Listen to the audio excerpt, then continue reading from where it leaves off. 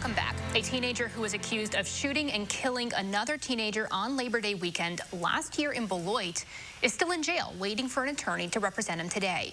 The public defender's office has tried 16 times to appoint an attorney for Dante Wilson, and this underscores a larger story across Wisconsin of public defenders swamped with unusually high caseloads.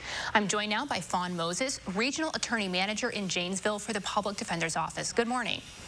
Good morning. So I want to start with this case, and we'll talk about the larger problem in a minute. Walk me through why it's been so difficult to appoint an attorney here.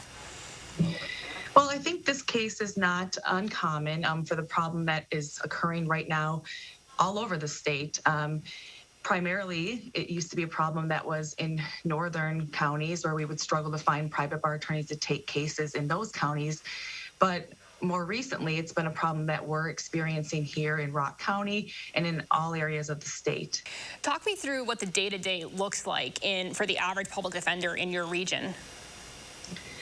Well, it's a lot, actually. So every day, our attorneys come to work. They have lots of cases to work on. And each day we have people who are placed in the jails and who have intake for, or they call initial appearances, where they appear before the court for the setting of cash bail or setting bond in their case. Each day, there are a number of individuals on that list. So attorneys are preparing for those hearings. Our support staff are doing eligibility forms for those individuals as well to see if they qualify for a public defender. And then if those individuals do qualify for a public defender, then we work on trying to find them an attorney. A lot of our attorneys in the office will take the cases that are non-conflict cases, but we really struggle with the conflict cases and trying to find attorneys for those cases. Specifically for high-level felony cases, we don't have a lot of attorneys on our certification list to take those kinds of cases. So when we have those cases come to our office, it's a struggle to find attorneys to take those cases. One, because, like I said, we don't have a lot of people on the list certified to take those. And then also because the private bar attorneys that are on our list are taking so many of our other cases that they're just overwhelmed. Recently, we had an attorney respond to one of our requests to take a case that they just had cases coming out of their ears. They want to help us, they want to help out, they want to take our cases, but they are so overwhelmed. Support staff is also overwhelmed and trying to constantly either email or call attorneys to see if they'll take our cases. We reach out in person. I reach out to people I may see at the courthouse and ask them if they're able to take a couple of our cases. And a lot of times they do, but it still results in people that have cases that don't have attorneys appointed, especially right now because of the shortage that we have for private bar attorneys certified to take our cases and the amount of cases that we have coming in every day. And the amount of open cases that our attorneys have as well that they're working on every day. Absolutely. You mentioned that it didn't used to be this way, right? Or it used to just be in, say, northern Wisconsin, and really, it wasn't as much of an impact in our area. When did that start changing? Probably maybe at the end of the pandemic. I think things did slow down during the pandemic. The courts were still open. Our offices were still open. We were representing clients all throughout the pandemic, but the cases were slower to get resolved because we weren't having jury trials for a significant portion of that time.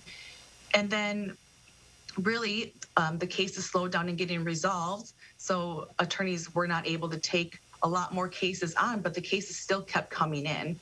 I think for a little while, the cases maybe were reduced, the number of new cases during the pandemic, but since we got, the numbers got lower with the pandemic, the cases that were charged increased. And so we see an increase in a lot of people that are coming in with new charges, that are needing attorneys to represent them on their cases. So a significant backlog there. Are you seeing public defenders, are a lot of people leaving? Is it harder to hire right now? Is the stress level impacting just the sheer number of attorneys available?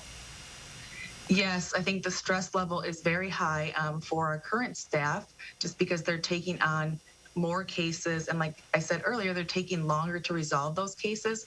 Also, what it takes to adequately and effectively represent an individual in a case involves reviewing lots of discovery, and there's an increase in video discovery. So that takes more time for attorneys to work on one case because they have to review all of those materials. They have to see if there's any motions to litigate. They have to effectively represent their clients because that's what their clients are entitled to, is effective representation.